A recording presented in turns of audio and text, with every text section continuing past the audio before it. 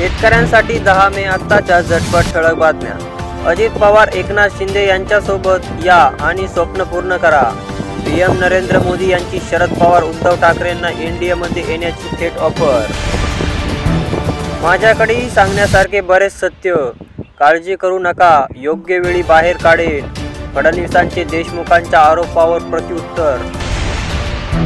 मी मुख्यमंत्री झालो हे पचलेले नाही, त्यामुळे उठता बसना एकनाथ शिंदेवर टीका सुरू.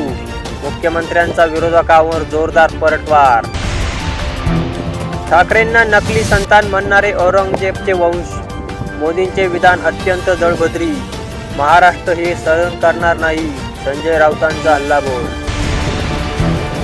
समोर पराभव दिसल्यावर जातीय तेढ निर्माण केला जातो. 200 पार जाणे सुद्धा भारतीय जनता पक्षाला कठीण. आदित्य ठाकरे यांचा हल्लाबोल. समझोता करायला फडणवीसांनी माणूस पाठवला. ठाकरे पवारांवर आरोप करणारे शपथपत्र देण्यास सांगितले. अनिल देशमुखांचे गंभीर आरोप.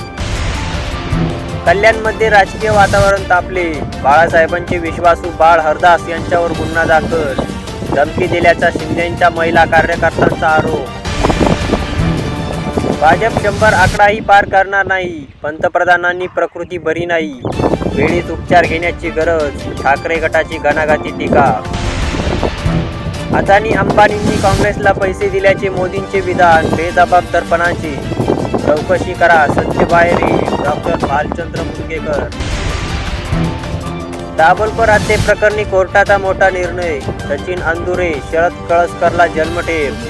5 पैकी 3 आरोपींची निर्दोष सुटका.